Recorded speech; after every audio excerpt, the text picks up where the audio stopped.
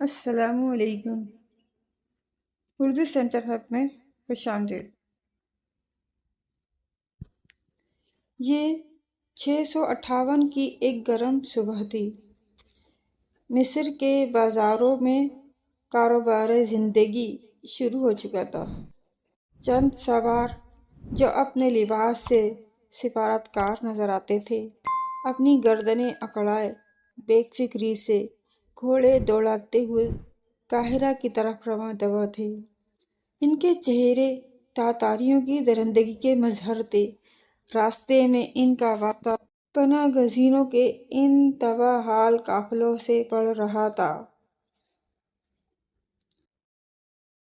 جو بغداد کی تباہی کے بعد مصر کے گلی کوچوں میں امن کی کوئی جگہ تلاش کر رہے تھے۔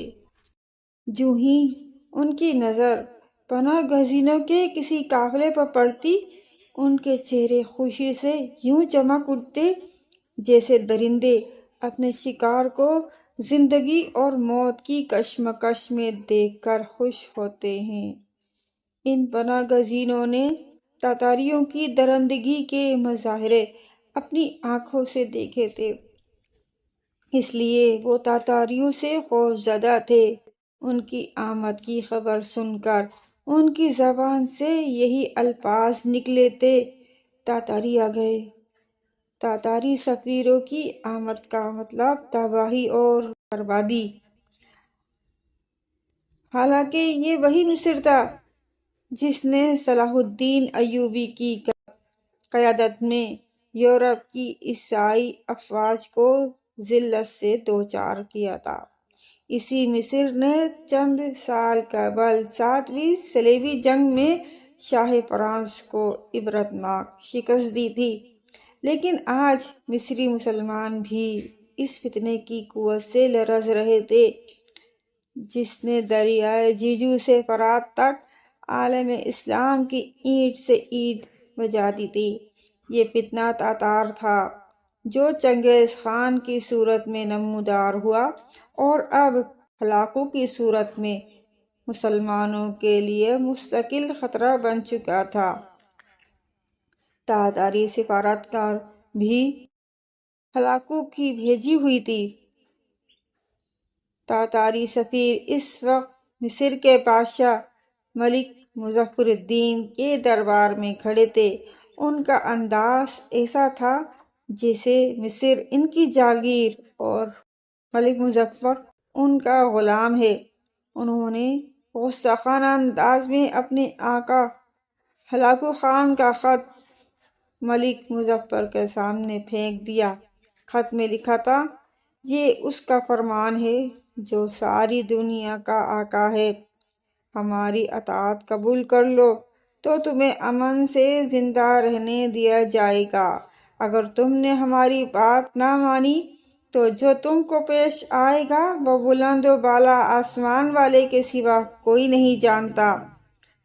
چند لمحوں بعد سلطان نہایت نرم لہجے میں ایلچیوں سے مخاطب ہوا: ہلاکو کا ہم نے کچھ نہیں بگاڑا، اسے ہم پر حملہ کرنے سے باز رہنا چاہیے۔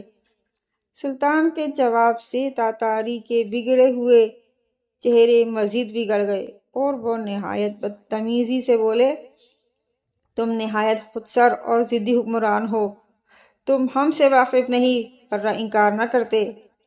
ایلچیوں کا لہجہ سلطان کی برداشت سے باہر تھا۔ تم ایلچی ہو اور ایلچی بھی رہو، اپنا لہجہ درست رکھو اور ہمیں سبق نہ پڑھاؤ۔ سلطان کی آواز میں غصہ تھا۔ سلطان کی بات سن کر تاتاری ایلچی غصے میں چلانے لگے: تم ہماری بات نہیں مانو گے، ہماری طاقت اور شجاعت کے افسانے شاید تم تک نہیں پہنچے۔ ایلچیوں کے گستاخانہ جواب سن کر مصر کے کئی امراء کا پیمانہ صبر سے لبریز ہو چکا تھا۔ خاموش! پہلی صف میں بیٹھے ایک نوجوان امیر کی آواز سے دربار لرز اٹھا۔ اس کی تلوار میان سے باہر آ چکی تھی۔ اگر مجھے سلطان کا لحاظ نہ ہوتا تو اللہ کی قسم میں تمہاری گردنیں تمہارے دھڑ سے الگ کر دیتا۔ نوجوان کی آواز جوش و غضب سے لرز رہی تھی۔ سلطان معظم، ان کا رویہ سفارتی آداب کے منافی ہے۔ شاید ہوکو نے اپنے سپاہیوں کو نہتے انسانوں کے قتل کے سوا کچھ نہیں سکھایا، ورنہ یہ اس طرح یہاں چلاتے نہ رہے ہوتے۔ مجھے اجازت دیں کہ ان کے سر کاٹ کے لاشیں قاہرہ کے چوراہوں پر لٹکا دوں، تاکہ آئندہ ہلاکو اپنے سفیروں کو مصر بھیجتے ہوئے سفارتی آداب ضرور سکھائے۔ یہ امیر، جس کی تلوار بھرے دربار میں میان سے باہر آ گئی تھی اور جس نے تاتاریوں کی لاشوں کو عبرت کا نشان بنا کر مصر کے چوراہوں پر لٹکا دیا تھا، مصری عوام کے لیے ناواقف نہیں تھا۔ ابھی چند سال قبل منصورہ کے درمیان میں لڑی جانے والی 7ویں صلیبی جنگ میں اس نوجوان کی حیرت انگیز حربی چالوں سے عیسائی لشکر کو عبرتناک شکست ہوئی تھی۔ منصورہ کا یہ مرد میدان، جس کا بچپن غلاموں کی منڈیوں میں بکتے ہوئے گزرا، اہل مصر کی دھڑکنوں میں بستا تھا۔ لوگ اسے امیر رکن الدین ببرس کے نام سے جانتے تھے۔